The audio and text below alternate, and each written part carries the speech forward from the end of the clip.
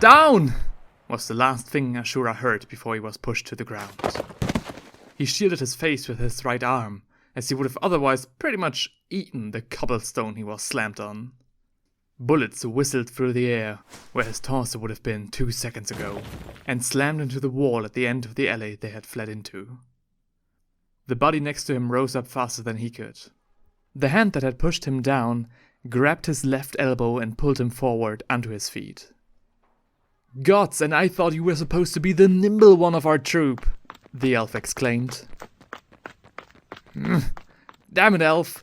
I do better when I'm not being forced to look for change on the pavement," Ashura fired back, knowing full well that his companion just saved his life. But to admit that now was nothing that he wanted to waste his breath on. Especially not considering it might still be his last. Their pursuers yelled in frustration as their bounty rose up and tried to keep the distance. The odd couple turned right at the end of the alley where the bullets hit, and sprinted onward. They were far from unfit, but the shipless captain and the traveling bookworm weren't exactly well versed in the art of distance running. "What in all the heavens did you do to find yourself on every damned wanted poster along the eastern coast again?" Lucan asked, more in frustration than interest.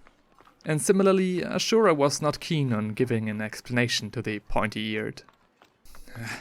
"As I said, it's a long, bloody story.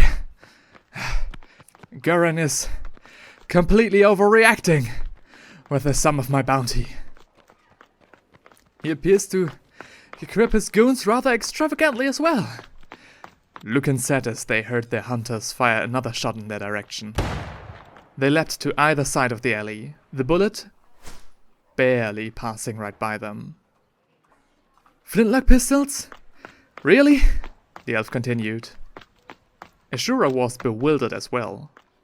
He had to spend years stealing the ones that he had, and now these hillbillies were able to fire half a cog's worth at them? "I'ma show them how to properly use these things," Ashura proclaimed. As they made another turn, he stopped, grabbed a pistol from its holster, turned around and, using the corner they just turned as cover, fired back at them. No one can miss 4 people in a tight alley, and one crook yelped in pain.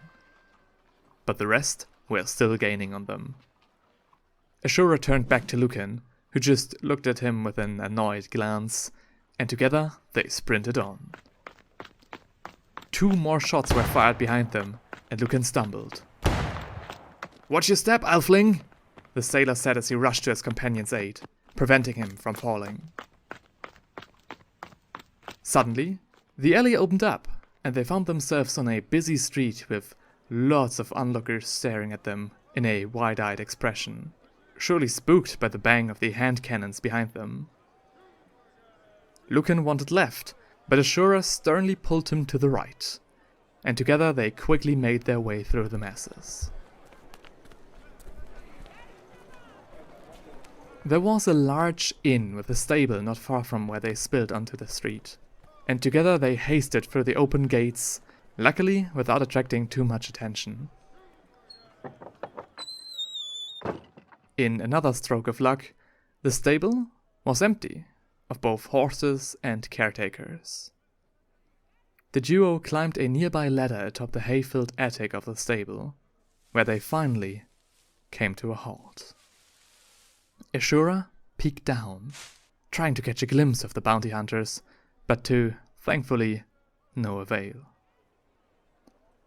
A minute passed and he came to the conclusion that they had either lost them, or, in the best case, they were now followed by the city guard themselves for firing their weapons inside the walls of the city. "I think we dodged their grasp," Ashura said as he turned to his companion. Lucan's face was paler than usual, with his expression furrowed in pain. Ashura looked down and saw in horror that one of the hunters landed a lucky shot, the bullet wedged into the left thigh of the elf. "Not entirely, it seems," Lucan brought forth between clenched teeth, as blood kept pouring from the wound, dampening the hay beneath.